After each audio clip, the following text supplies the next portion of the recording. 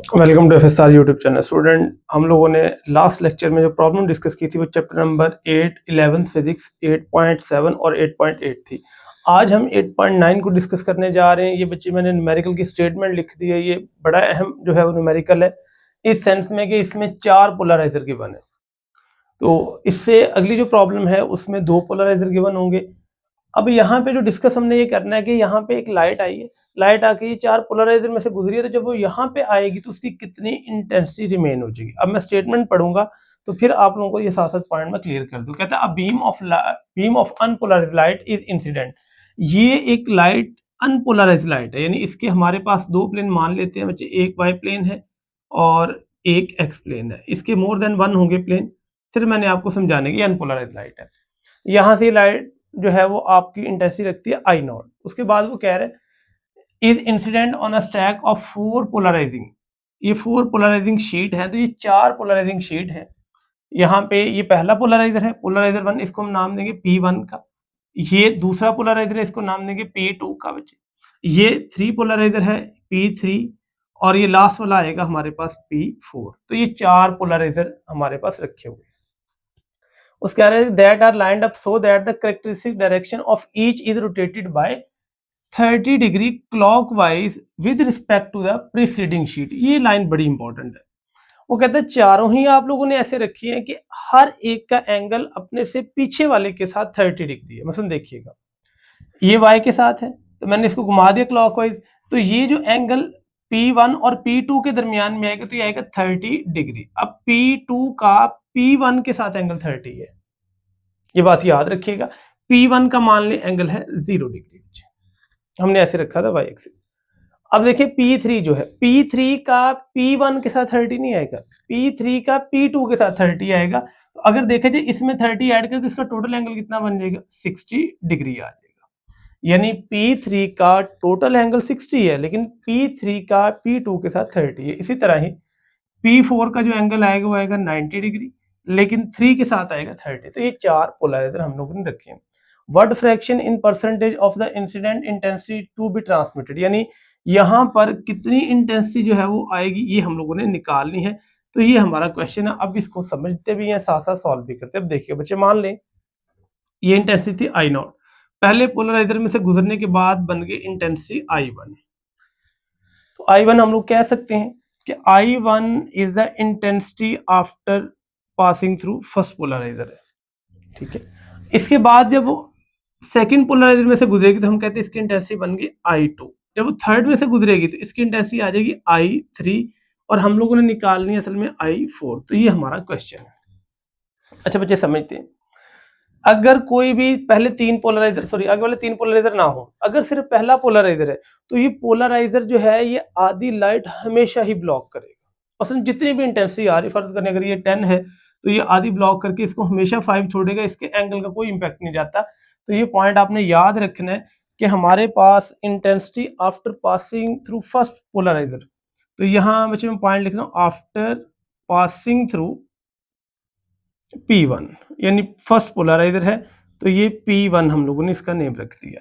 तो ये अब मैं आपको बताने लगा था कि इसका कोई भी एंगल हो इससे फर्क नहीं बच्चे पड़ेगा। जितनी भी इंटेंसिटी है आपने कहना उसमें से आधी ब्लॉक हो जाएगी और आधी ट्रांसमिट, यानी जितनी इंटेंसिटी आई नॉट शुरू वाली उसमें से आपने माइनस करना है इसका हाफ। तो पहला पोलराइजर क्या करता है, आधी को ब्लॉक करेगा और आधी पास होने देगा। तो ये आई नॉट बाई 2 ब्लॉक हो जाएगी, आई नॉट शुरू वाली है तो जो गुजरेगी वो I1 है। तो इसका एलसीएम ले लेंगे तो ये हमारे पास आएगा 2, तो ये बनेगा 2 आई नॉट माइनस आई नॉट, तो ये बन जाएगा बच्चों आई नॉट बाई 2 आ जाएगा। तो ये after passing through first polariser ये वाली इंटेंसिटी बनेगी। बहुत अहम पॉइंट था कि इसमें एंगल का कोई इंपैक्ट नहीं जाता। जो भी एंगल हो आप लोगों ने हमेशा पहले पोलराइजर में से गुजरने के बाद इसको आधा ही ब्लॉक करना है और आधा पास करना है। अब देखते हैं आफ्टर पासिंग थ्रू P2, यानी हमारे पास P2 में से जब वो पास होगी लाइट तो फिर कितनी इंटेंसिटी रह जाएगी, ये इंटेंसिटी हमारे पास रहेगी I2। अब यहाँ पे बात समझने वाली है, वो आप लोगों ने समझनी है बच्चे। जो I2 है ना, इसके लिए शुरू वाली इंटेंसिटी I1 है, I नॉट नहीं है।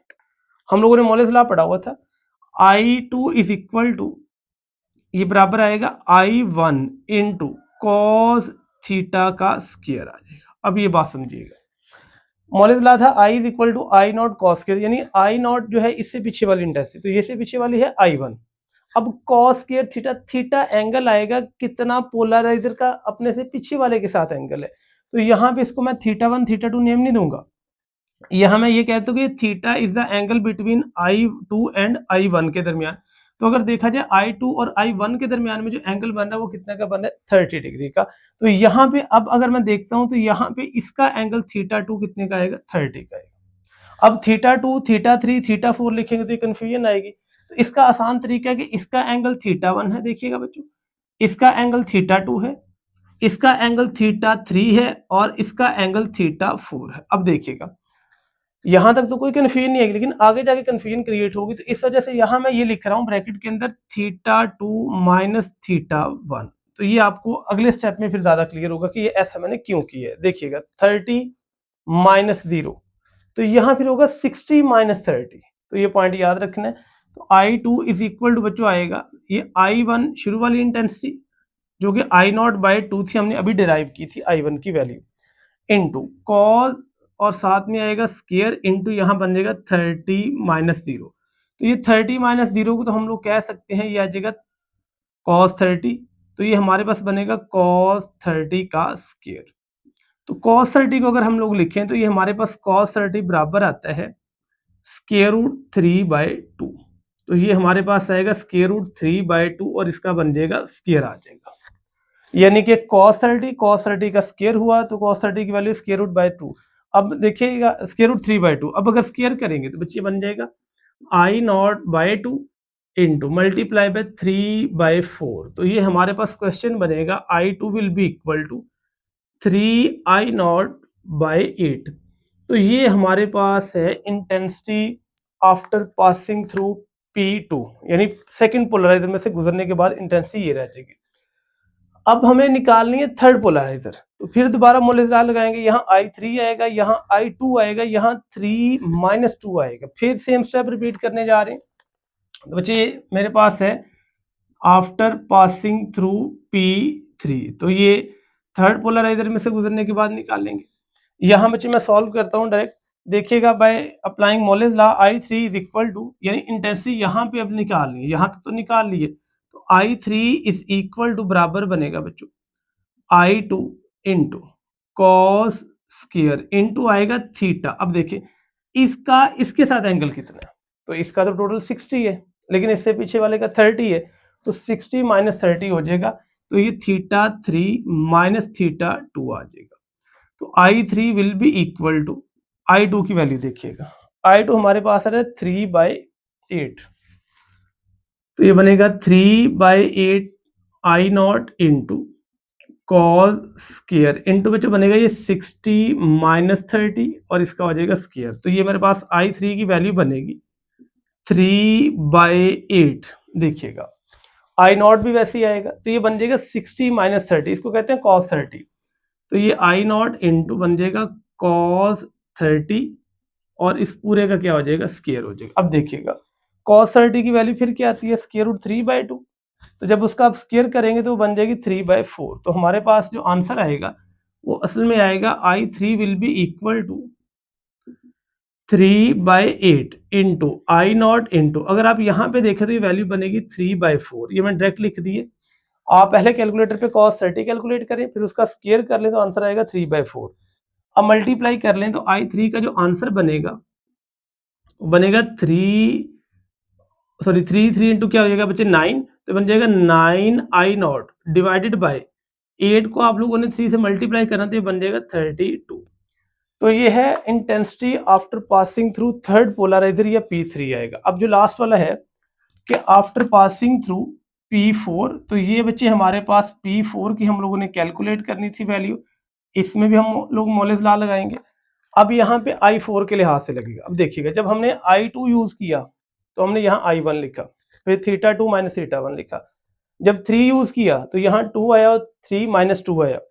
अब यहाँ 4 लगाएंगे तो यहाँ I4 बच्चे जो हमारे पास आएगा वो बराबर आएगा I4 will be equal to बराबर होगा I3 into cos square into theta 4 minus theta 3 आ जाएगा।